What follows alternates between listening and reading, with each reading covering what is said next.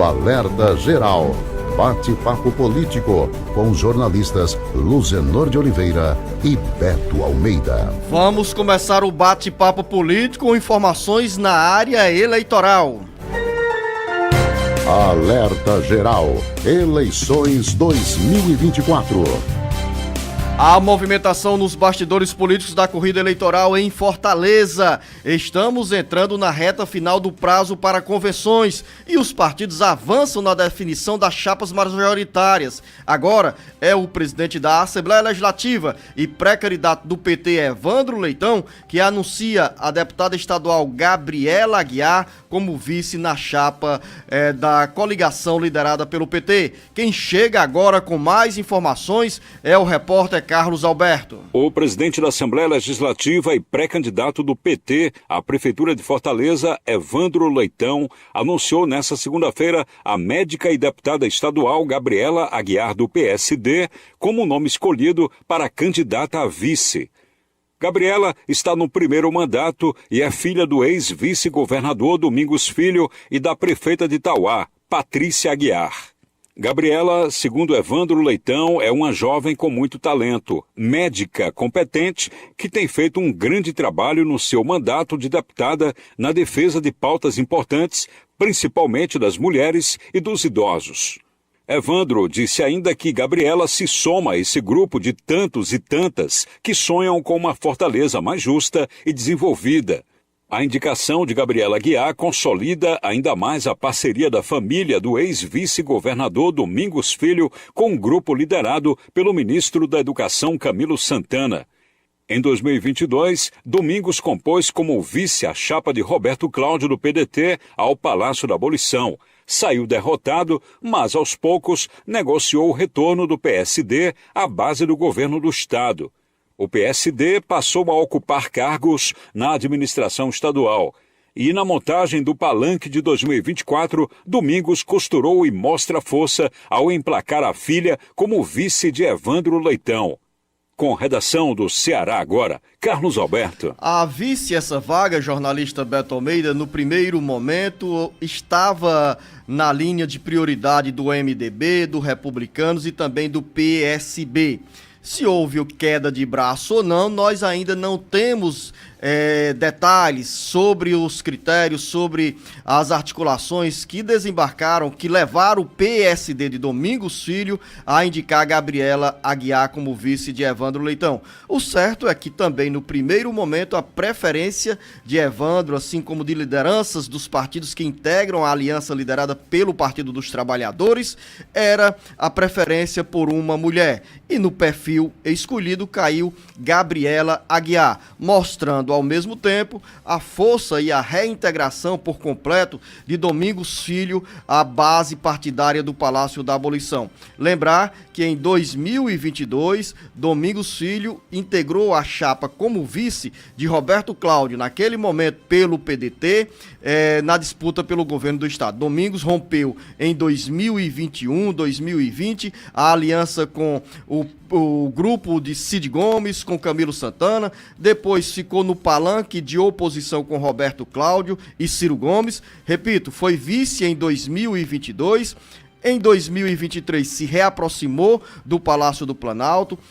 O PSD indicou vários nomes para a administração estadual, ocupando cargos, e agora vem esse cenário das eleições municipais de 2024 com o PSD anunciando, indicando o nome de Gabriela Aguiar para compor a chapa de Evandro Leitão. É mais uma chapa, a terceira, que tem a definição completa na corrida eleitoral, na corrida da disputa pela Prefeitura de Fortaleza. Jornalista Beto Almeida, bom dia. Beto Almeida, a análise política com credibilidade e isenção.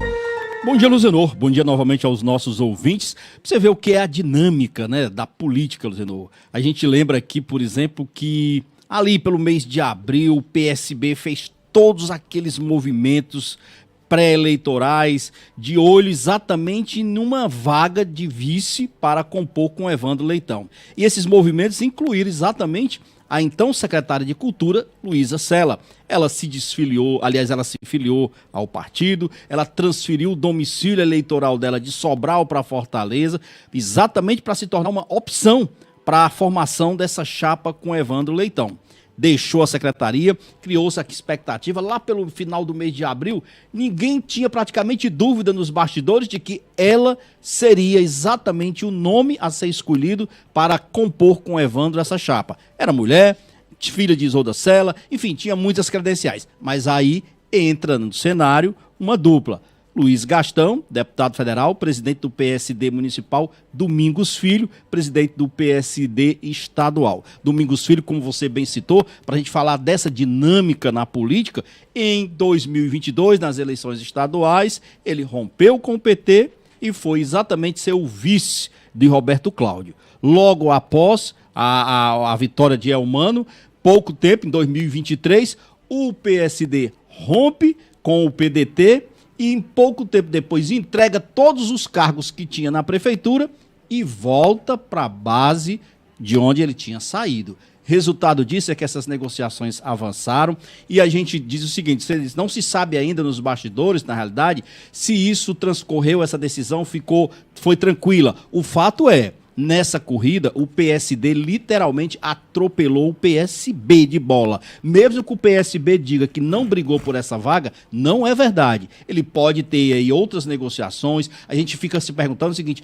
qual é a compensação que vai ser dada agora para o PSB? É óbvio que o PSB não vai ficar literalmente de mãos abanando. O que virá nessa compensação para que esse acerto tenha sido configurado sem uma crise externa, sem nada aparente? O senador Cid Gomes, o que se coloca nos bastidores é que, embora ele não esteja aparentemente aqui na superfície tomando um papel de líder, de liderança nas discussões, mas que nos bastidores estaria trabalhando. Então isso nada teria passado sem ele. E aí sim, a gente fica exatamente se perguntando como vai ser agora, na realidade, a compensação também para o PSB nesse episódio. Lembrando, Zenor, que se coloca como um dos pontos essenciais, fortes, foi exatamente um dos argumentos utilizados pelo Luiz Gastão. Ele diz, olha, nós nos preparamos, depois da janela partidária, o PSD de dado tem hoje uma bancada de 7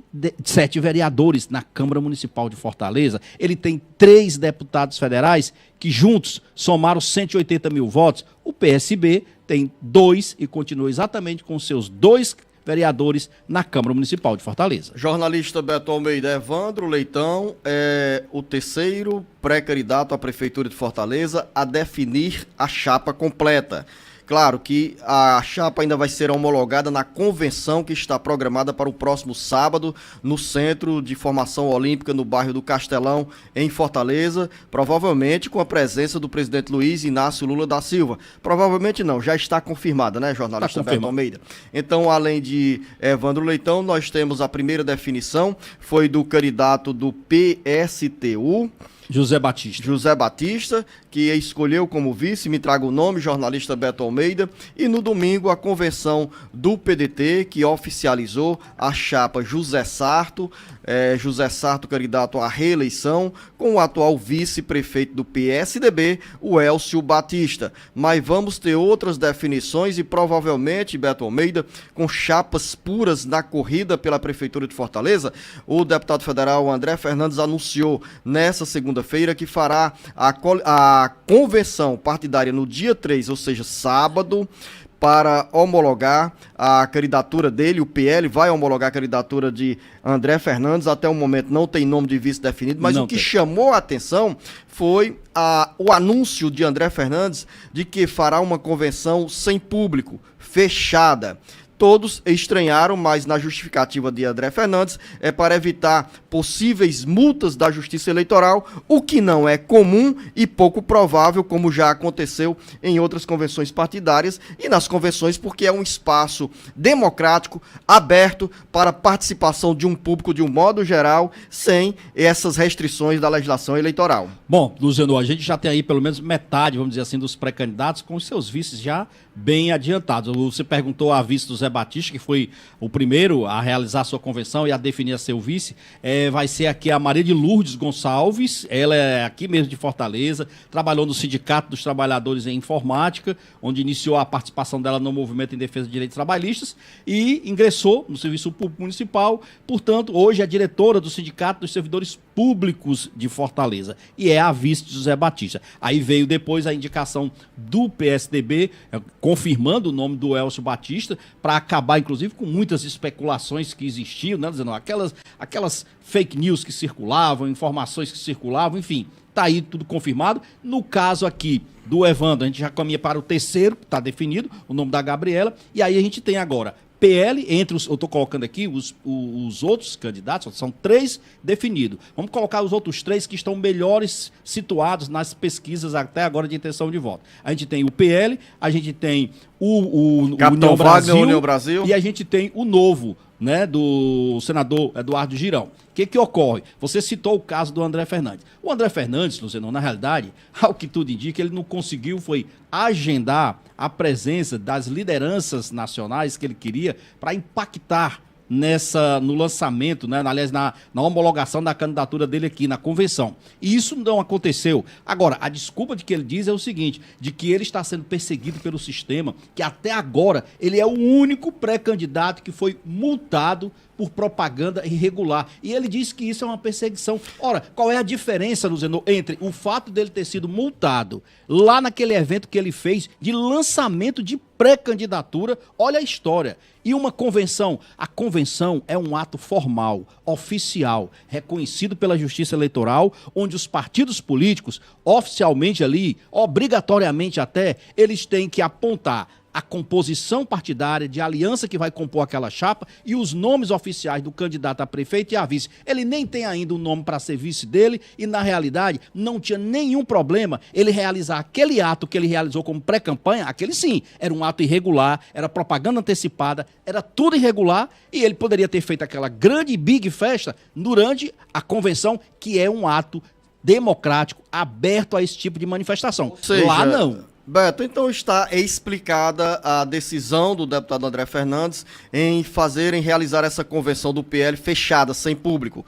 É justamente a ausência do ex-presidente Jair Bolsonaro, que como nós temos no final de semana um período mais cheio de convenções no Brasil inteiro, então na agenda do ex-presidente Jair Bolsonaro está a participação em colégios eleitorais maiores da região sudeste, da região sul. Não houve como Bolsonaro conciliar a vinda a Fortaleza nessa agenda do PL. Talvez seja essa a justificativa real para o PL deixar de realizar essa convenção com o público.